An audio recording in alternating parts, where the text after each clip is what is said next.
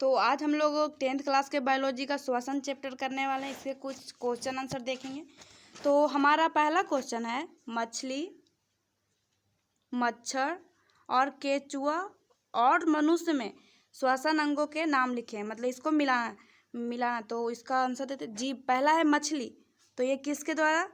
तो ये गिल्स के द्वारा। इसका जो श्वसन अंग है वो गिल्स है। मच्छर तो इसका है ट्रैकिया।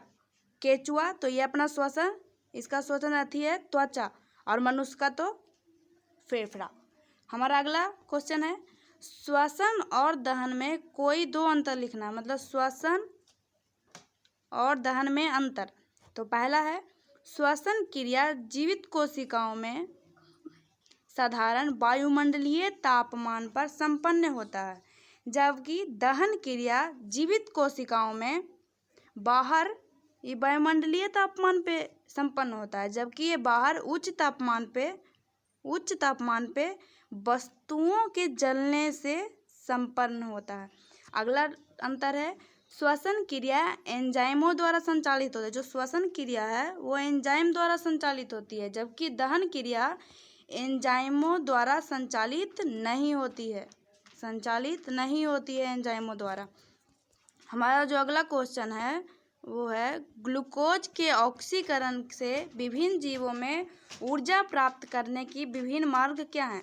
तो ग्लूकोज के ऑक्सीकरण से विभिन्न जीवों में ऊर्जा प्राप्त करने के विभिन्न मार्ग निम्नलिखित हैं। जैसे कि देख सकते हैं, ग्लूकोज से कोशिका द्रव में ग्लूकोज जब टूटा तो पायरूवेट और एटीपी ऊर्जा के रूप में, ये भी ऑक्सीजन की उपस्थिति में अनुपस्थिति में मतलब ईस्ट में तो एथेनॉल और CO2 के रूप में, ऑक्सीजन की उपस्थिति में मतलब माइटोकॉन्ड्रिया में तो CO2 मतलब कार्बन डाइऑक्साइड जल और ऊर्जा के रूप में, और ऑक्सीजन के अभाव में मतलब पेशी कोशिकाओं में तो सिर्फ लैक्टिक अम्ल में। हमारा अब अगला क्वेश्चन है, रंध्र और बात रंध्र क्या है? श्वसन में इसकी क्या भूमिका है?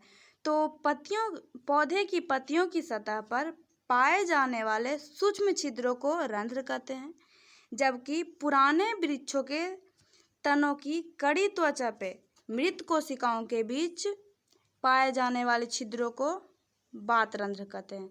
रंध्र और बात रंध्र दोनों ही पादप में ऑक्सीजन के प्रवेश द्वार है। विसरण क्रिया द्वारा पौधों में श्वसन गैसों का आदान प्रदान इन्हीं छिद्रों द्वारा होता है। अगला क्वेश्चन है, श्वसन की परिभाषा दें। तो श्वसन उन सभी क्रियाओं के सम्मिलित रूप को कहते हैं जिसमें बाहरी वातावरण से ऑक्सीजन ग्रहण कर शरीर की कोशिकाओं में पहुंचाया जाता है, जहां इसका उपयोग कोशिकीय ईंधन ग्लूकोज का विशिष्ट एंजाइमों की उपस्थिति में कई चरणों में ऑक्सीकरण किया जाता है।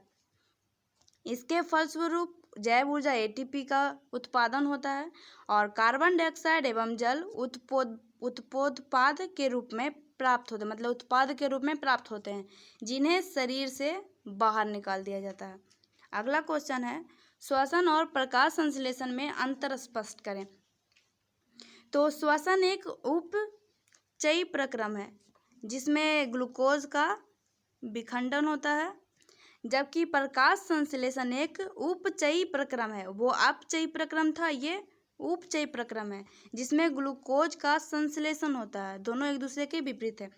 दूसरा अंतर देखते हैं, तो श्वसन की क्रिया में ऑक्सीजन का इस्तेमाल होता है। किसका? तो ऑक्सीजन का, जबकि प्रकाश संश्लेषण में CO2 का इस्तेमाल होता है। अगला अंतर, तो श्वसन जैव ऊर्जा उत्पादन का एकमात्र साधन है, जबकि प्रकाश संश्लेषण भोजन उत्पाद का एकमात्र साधन। ये भोजन उत्पाद का और ये जैव ऊर्जा उत्पाद का। अगला, श्वसन के अंत में CO2 उत्पाद के रूप में बनता है, जो शरीर से बाहर वातावरण में निकाल दिया जाता है, जबकि प्रकाश संश्लेषण में O2 उत्पाद के रूप में, जिसे वातावरण में निष्कासित कर दिया जाता है। हमारा अगला क्वेश्चन है, श्वसन के लिए ऑक्सीजन प्राप्त करने की दशा में जलीय जीवों की अपेक्षा श्वसन के लिए ऑक्सीजन प्राप्त की दिशा में जलीय जीवों की अपेक्षा स्थलीय जीव किस प्रकार लाभप्रद होते हैं? तो जलीय जीव श्वसन में जल में घुली ऑक्सीजन का उपयोग करते हैं। वायु में उपस्थित ऑक्सीजन की तुलना में जल में घुली ऑक्सीजन की मात्रा काफ़ी कम होती है, इसलिए स्थलीय जीव के अपने जीवन संबंधी कार्यकलापों के लिए ज़्यादा ऊर्जा की आवश्यकता होती है। इसमें श्वसन के लिए विशिष्ट अंगक पाए जाते हैं जो वायु से ऑक्सीजन प्राप्त कर लेते हैं। इस प्रकार जलीय जीव की तुलना में स्थलीय जीव श्वसन के लिए ऑक्सीजन प्राप्त करने की दशा में लाभप्रद होते हैं। हमारा अगला क्वेश्चन है, पौधों में गैसों का आदान प्रदान कैसे होता है? पौधे में गैसों का आदान प्रदान उनकी पत्तियों में उपस्थित स्टोमाटा मतलब रंध्र के द्वारा होता है। उनके CO2 एवं O2 का आदान प्रदान विसरण क्रिया द्वारा होता है। कार्बन डाइऑक्साइड और ऑक्सीजन का आदान प्रदान विसरण क्रिया द्वारा होता है, जिसकी दिशा पौधे की आवश्यकता एवं पर्यावरणीय अवस्थाओं पर निर्भर करती है। अगला क्वेश्चन है, किण्वन किस प्रकार का श्वसन है या कहाँ होता है? तो किण्वन एक प्रकार का अवायवीय श्वसन है, मतलब ऑक्सीजन के बिना ये श्वसन करता है, जिसमें ईस्ट द्वारा किसके द्वारा? तो ईस्ट द्वारा पायरुवेट को एथेनॉल व CO2 में परिवर्तित कर देता है। यह ईस्ट कोशिकाओं के द्वारा जाइमेज एंजाइम स्राव के फलस्वरूप संपन्न होता है। अगला क्वेश्चन है, श्वासोच्छ्वास से आप क्या समझते हैं? तो श्वसन अंगों द्वारा वायुमंडल या जलमंडल से ऑक्सीजन ग्रहण करने और CO2 को शरीर से बाहर छोड़ने की क्रिया को ही श्वासोच्छ्वास कहते हैं। अगला क्वेश्चन है, ग्लाइकोलिसिस की क्रिया से आप क्या समझते हैं? तो ग्लूकोलाइकोलिसिस ग्लूकोज अणु का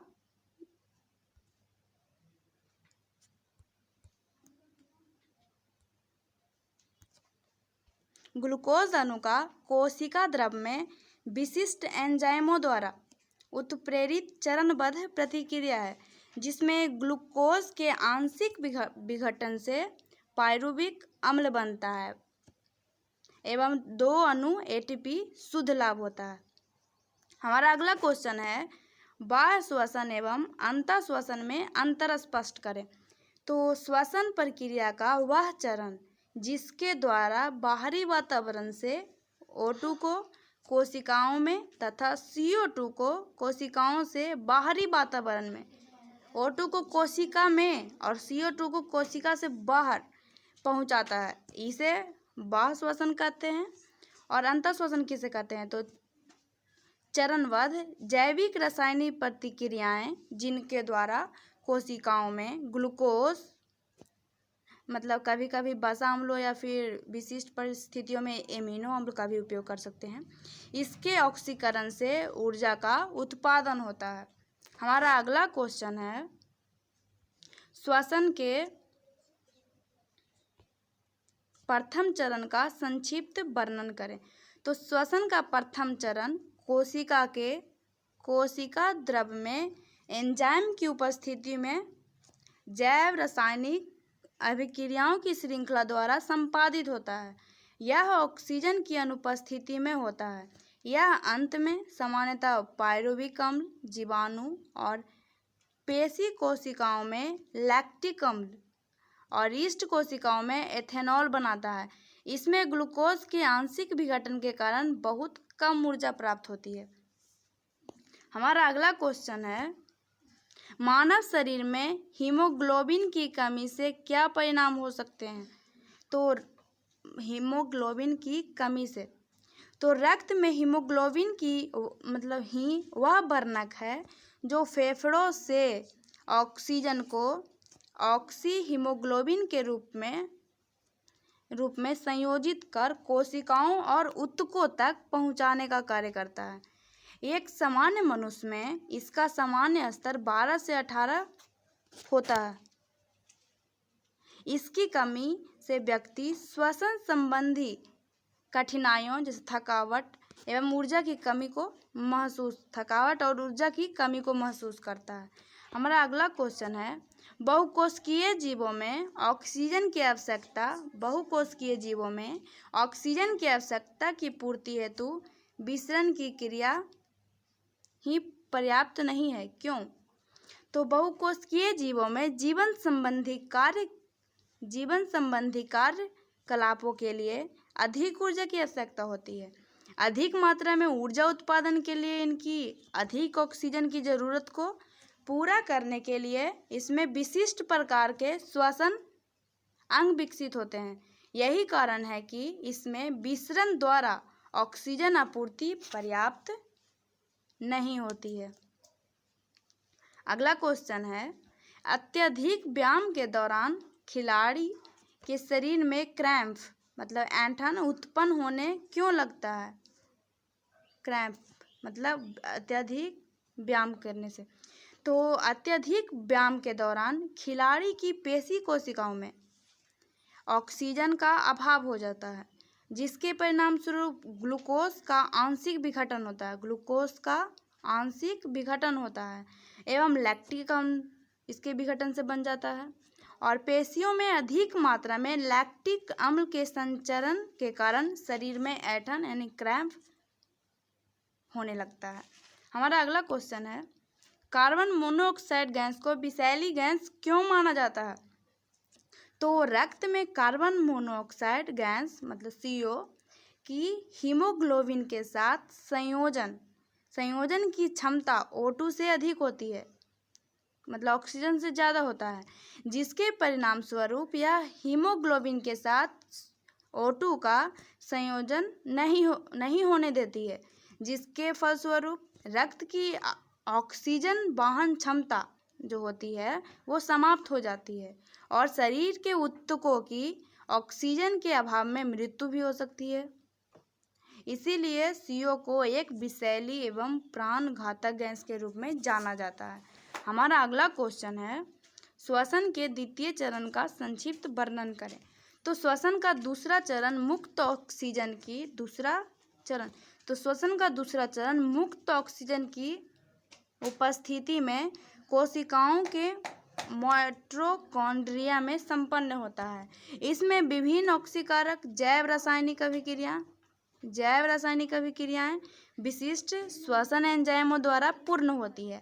इसमें ग्लूकोज के पूर्ण ऑक्सीकरण के फलस्वरूप अधिक मात्रा में जैव ऊर्जा मुक्त होती है।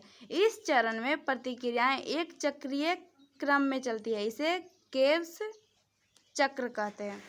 हमारा अगला क्वेश्चन है, मनुष्य में ऑक्सीजन तथा कार्बन डाइऑक्साइड का परिवहन कैसे होता है? मनुष्य के शरीर में ऑक्सीजन और कार्बन डाइऑक्साइड गैस का परिवहन रक्त में उपस्थित हीमोग्लोबिन नामक वर्णक की सहायता से होता है। यह वर्णक फेफड़ों के वायु कोश में उपस्थित वायु से ऑक्सीजन को ग्रहण कर इसे शरीर के विभिन्न कोशिकाओं में विसरित कर देता है और पुनः यह उपापचयन क्रिया के फलस्वरूप उत्पन्न कार्बन डाइऑक्साइड गैस को ग्रहण कर रक्त परिवहन के द्वारा फेफड़ों तक पहुंचाता है। फेफड़ों द्वारा इस कार्बन डाइऑक्साइड गैस को शरीर से बाहर निकाल दिया जाता है। यह था। अगला क्वेश्चन हमारा है, वायवीय मतलब ऑक्सी और अवायवीय मतलब अनऑक्सी श्वसन में अंतर, और भी 3 अंतर किसमें? वायवीय श्वसन और अवायवीय श्वसन में।